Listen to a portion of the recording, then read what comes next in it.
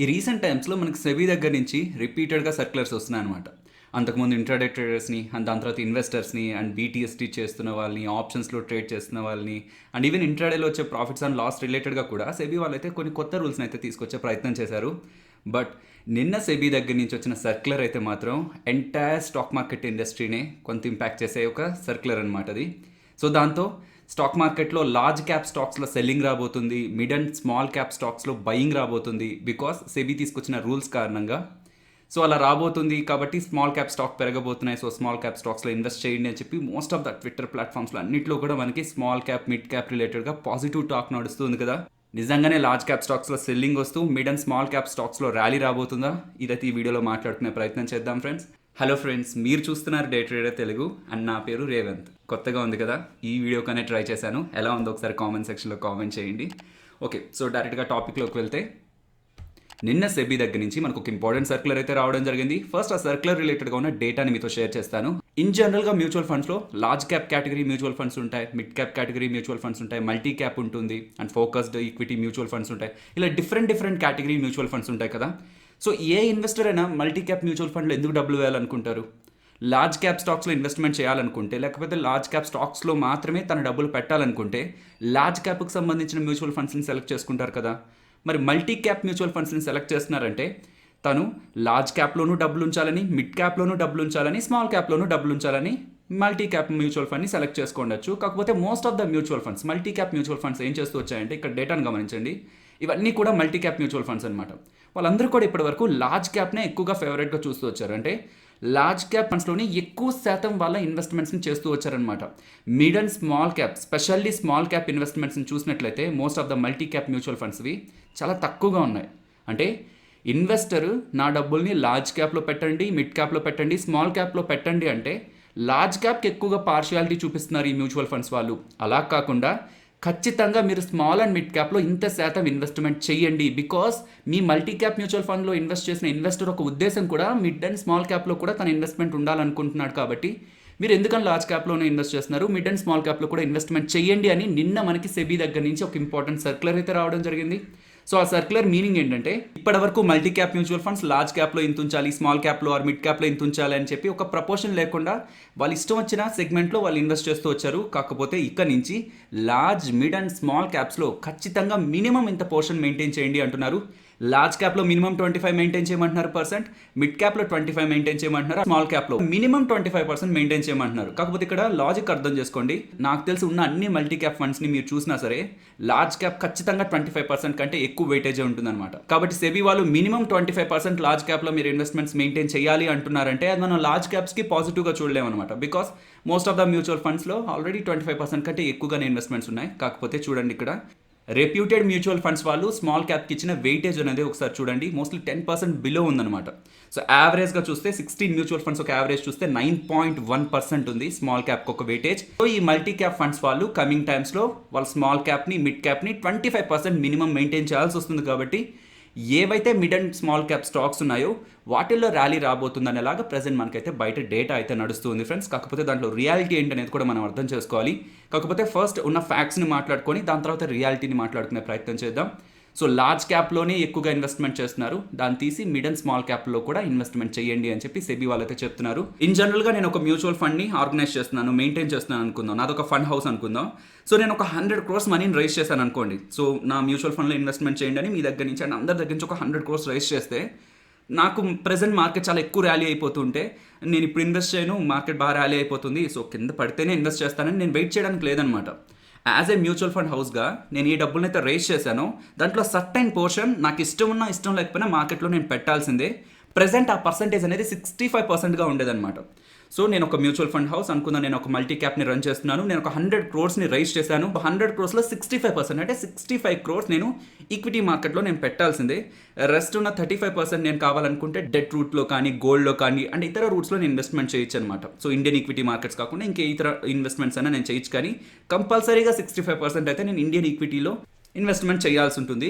So ఇప్పటివరకు fund houses collect చేసిన దాంట్లో 65% మినిమం ఈక్విటీ మార్కెట్స్లో ఇన్వెస్ట్మెంట్ చేయాలని రూల్ ఉండేది. దాని ఇప్పుడు 75% తీసుకెళ్లారు కాబట్టి 10% పెరిగింది. కాబట్టి మ్యూచువల్ ఫండ్స్ వాళ్ళు ఇతర రూట్స్లో చేసిన ఇన్వెస్ట్మెంట్ లైక్ గోల్డ్ అవ్వచ్చు, డెట్ బాండ్స్లో అవ్వచ్చు, అది ఇతర రూట్స్లో చేసిన ఇన్వెస్ట్మెంట్ ఇప్పుడు ఈక్విటీ మార్కెట్స్లో కూడా కొంత ఫ్లో అవడానికి పాసిబిలిటీ ఉంది. కాబట్టి అది ఓవరాల్ స్టాక్ మార్కెట్లో లిక్విడిటీని అయితే పెంచుతుంది. అండ్ ఇంకొక ఇంపార్టెంట్ థింగ్ చూడండి, ఫస్ట్ టైం అనుకున్నా సెబీ వాళ్ళు లార్జ్ క్యాప్లో, మిడ్ క్యాప్లో, స్మాల్ క్యాప్లో మినిమం 25% చేయాలన్నారు. ఎలాగో లార్జ్ క్యాప్లో 25% మెయింటైన్ అవుతుంది కాబట్టి మిడ్ అండ్ స్మాల్ క్యాప్లో ఎక్కువ శాతం ఇన్వెస్ట్మెంట్స్ అనేది రావాల్సి ఉంటుంది అని సెబీ వాళ్ళు చెప్తున్నారు అనుకున్నాం కదా. దానికి డేట్ ఏదైనా ఇచ్చారా సెబీ వాళ్ళు, అంటే ఏదైనా డెడ్ లైన్ ఇచ్చారా అంటే ఇచ్చారు. ఈ డేట్ మాట్లాడుకునే ముందు అసలు స్మాల్ క్యాప్ ఏంటి, మిడ్ క్యాప్ ఏంటి, లార్జ్ క్యాప్ ఏంటి, సో ఏ బేసిస్ మీద ఒక స్టాక్ని స్మాల్ క్యాప్ అని, మిడ్ క్యాప్ అని, లార్జ్ క్యాప్ అని డిసైడ్ చేశారంటే స్టాక్ మార్కెట్లో ఉన్న అన్ని కంపెనీస్ని తీసుకొని, సో మనకి ఇన్నైతే స్టాక్ మార్కెట్లో ఉంటాయి అన్ని కంపెనీస్ని తీసుకొని దాని మార్కెట్ క్యాపిటల్ తీసుకున్నారు. తీసుకున్న మార్కెట్ క్యాపిటల్లో వచ్చిన టాప్ 100 కంపెనీస్ని లార్జ్ క్యాప్ స్టాక్స్ గాను, నెక్స్ట్ ఉన్న 101 to 250 స్టాక్స్ని మిడ్ క్యాప్స్ గాను, అండ్ నెక్స్ట్ ఉన్న 251 నుంచి ఉన్న రెస్ట్ ఆఫ్ ద స్టాక్స్ అన్నింటిని కూడా స్మాల్ క్యాప్స్ గాను ప్రకటించడం జరిగింది. యాక్చువల్గా ఈ అప్డేట్ అనేది నేను విన్నా మీకు టెలిగ్రామ్లో చేశాను ఫ్రెండ్స్. 3 ఇమేజెస్ అయితే పెట్టాను. ఇమేజెస్ ద్వారా అప్లోడ్ చేసేసరికి కొంత క్వాలిటీ తగ్గుండొచ్చు, కాబట్టి నేను మళ్ళీ ఆ ఇమేజెస్ని పీడిఎఫ్లో కన్వర్ట్ చేసి మళ్ళీ ఇంకొక పీడిఎఫ్ని కూడా నిన్న నైట్ ఆల్మోస్ట్ అంటే ఈరోజు మార్నింగ్ 12:20 అరౌండ్ అయితే అప్లోడ్ చేశాను. ఇక్కడ మీకు కంప్లీట్ లిస్ట్ అయితే ఉంటుంది, అంటే లార్జ్ క్యాప్ స్టాక్స్ అంటే ఏంటి, మిడ్ క్యాప్ స్టాక్స్ అంటే ఏంటి, అలాగే స్మాల్ క్యాప్ స్టాక్స్ అంటే ఏంటి అనేది.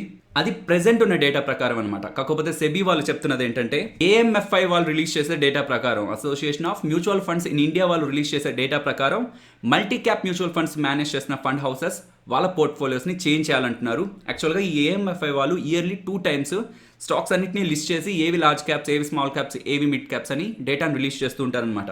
ప్రెసెంట్ ఉన్న టర్మ్స్ ప్రకారం మాట్లాడుకుంటే December 31st, 2020 నాటికి, అంటే ఆ రోజు ట్రేడ్ అయింటాయి కదా, స్టాక్స్ ట్రేడ్ అయింటాయి కదా, సో ఆ ప్రైజెస్ ప్రకారం మార్కెట్ క్యాపిటల్ని క్యాలిక్యులేట్ చేసి ఫస్ట్ వీక్ ఆఫ్ January 2021లో ఈ డేటాని ఏఎంఎఫ్ఐ వాళ్ళు రిలీజ్ చేస్తారు. ఏవి స్మాల్ క్యాప్స్, ఏవి మిడ్ క్యాప్స్, ఏవి లార్జ్ క్యాప్స్ అని బాగా గుర్తుంచుకోండి. ఫస్ట్ వీక్ ఆఫ్ January 2021కి ఏఎంఎఫ్ఐ దగ్గర నుంచి మనకి డేటా వస్తుందన్నమాట. ఆ డేటా ప్రకారం ఆ మంత్ ఎండింగ్కి January 31st, 2021కి మ్యూచువల్ ఫండ్ హౌసెస్ అన్నీ కూడా ఈ చేంజెస్ని చేయాలని చెప్పి సెబీ వాళ్ళైతే ప్రకటించడం జరిగింది. 2021 January 1st వీక్లో వచ్చే డేటా ఆధారంగా చేసుకొని మ్యూచువల్ ఫండ్స్ ఆ మంత్ ఎండ్ లోపు, January ఎండ్ లోపు స్మాల్ క్యాప్, మిడ్ క్యాప్ అలాగే లార్జ్ క్యాప్ స్టాక్స్ రిలేటెడ్గా వాళ్ళ వెయిటేజ్ని అయితే చేంజ్ చేయాల్సి ఉంటుంది. సో డైరెక్ట్గా మనం సెబీ వాళ్ళు చెప్పింది అండ్ ప్రెసెంట్ బయట మనకి నడుస్తున్న బజ్ రిలేటెడ్గా మనం చూస్తే మనకి డైరెక్ట్గా ఏమనిపిస్తుంది అంటే లార్జ్ క్యాప్ స్టాక్స్లో సెల్లింగ్ ఎక్కువ రాబోతుంది, మిడ్ అండ్ స్మాల్ క్యాప్ స్టాక్స్లో మనకి ర్యాలీ రాబోతుందని. ఎస్, ఇది కొంతవరకు కరెక్టే. సో ఇప్పటి వరకు లార్జ్ క్యాప్ స్టాక్స్నే ఫోకస్ చేస్తూ వచ్చిన మల్టీ క్యాప్ మ్యూచువల్ ఫండ్స్ వాళ్ళు లార్జ్ క్యాప్లోంచి కొంత వెయిటేజ్ తగ్గించి మిడ్ అండ్ స్మాల్ క్యాప్స్లో వాళ్ళ ఇన్వెస్ట్మెంట్స్ని షిఫ్ట్ చేయాల్సి ఉంటుంది. అలా అని లార్జ్ క్యాప్ స్టాక్స్ని సెల్ చేసి ఇక్కడ ఉన్న మిడ్ అండ్ స్మాల్ క్యాప్ స్టాక్స్లో ఇన్వెస్ట్మెంట్ చేయడం అనేది కూడా కరెక్ట్ కాదు ఫ్రెండ్స్. మ్యూచువల్ ఫండ్స్ దగ్గర ఇంకొన్ని ఆప్షన్స్ కూడా ఉన్నాయి.